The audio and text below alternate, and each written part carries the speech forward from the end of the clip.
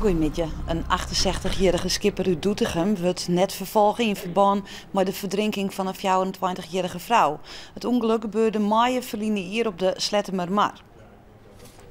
De vrouw uit Arnhem wie mijn ploeg studenten aan het zielen als ze op boord rekt en verdrinkt. De skipper wordt net vervolgen, maar hier nevens justitie wel zorgvuldiger handelen moeten. Er werden van uitgaan dat ze zwemvests van hebben, maar het blijkt dus dat eigenlijk geen een zwemvest om hier. Dat is iets wat volle beter op letten wordt, door de zielskuilen, maar ik door degene die natuurlijk maar degene op de boord gaat. Al moet ik er even wat bij ondertekenen dat het natuurlijk wel een meerderjarige gaat die ik een eigen verantwoordelijkheid heb.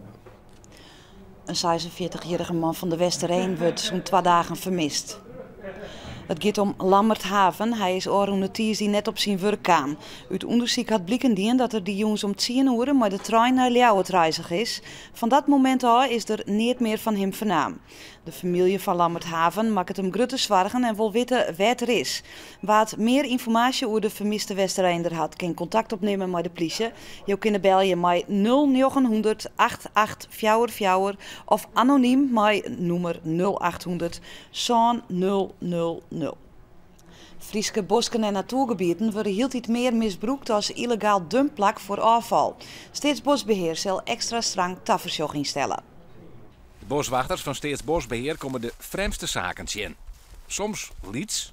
Komt misschien wel bij een boer uit het land bij. Het voorin voor de skip en bij hem beginnen wij te slepen en uiteindelijk komt het wel weer in de natuur te landen. En dat vergeet je net. Maar het kan ik volle slimmer. Zo wordt bouwafval stwarten op de parkeerterrein bij de natuurgebieden en is er kwartlien een lading oude TL-balken in het water smieten. Staatsbosbeheer stelt extra tafersjoch in om de overtreders op het dier betrapen te kennen. Ze zullen ervoor oparbeiden met onder andere de politie, de gemeenten en het Frieske Geer. De Talant supermerk in Vudden bleef 2 maanden langer open als eerste bedoeling weer.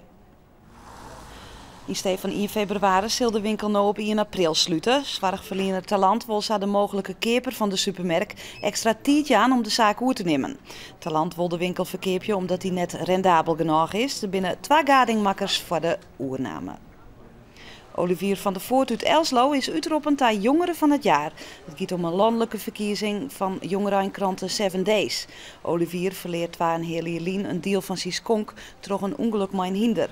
Maar daarna slaagt het hem wel een hoog niveau te bereiken bij het zwemmen. De 14-jarige Olivier wie een van de zangkandidaten die in de race weer voor de titel. De instanders van de afvaloven in Haans willen geld inzamelen om naar onderzoek te betalen. Over 2 weken is er weer een rechtszaak over de nieuwe milieuvergunning voor de rek. Zaakkundigen uit het buitenland doen daarvoor onderzoek dwaan naar de invloed van de zee op de uitstoot van de oven.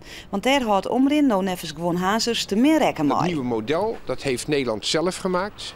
Alleen dat is veel te simpel, zeggen de buitenlandse experts in hun eerste oordeel. Het gaat om turbulenties, stromingen in de lucht. Om de buitenlandse zaakkundigen in te vliegen is er wat 10.000 euro nodig.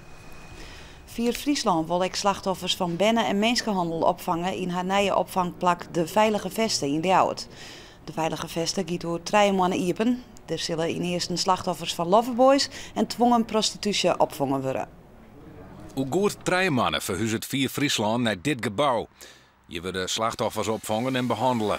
Boppen in wij je de slachtoffers van loverboys, huiselijk geweld of mensenhandel.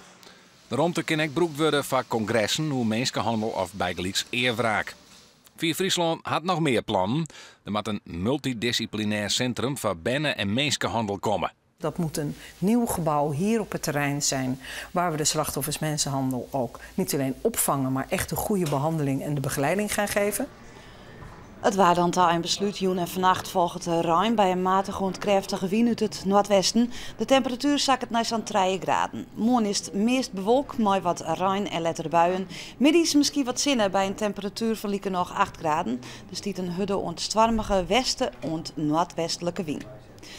En dit weer nijs in het kwart aan soms 6 uur, dan ben we er weer met meer en oornijs. En ook dadelijk keer je naar Neet op Vreed met Roelof Lausma.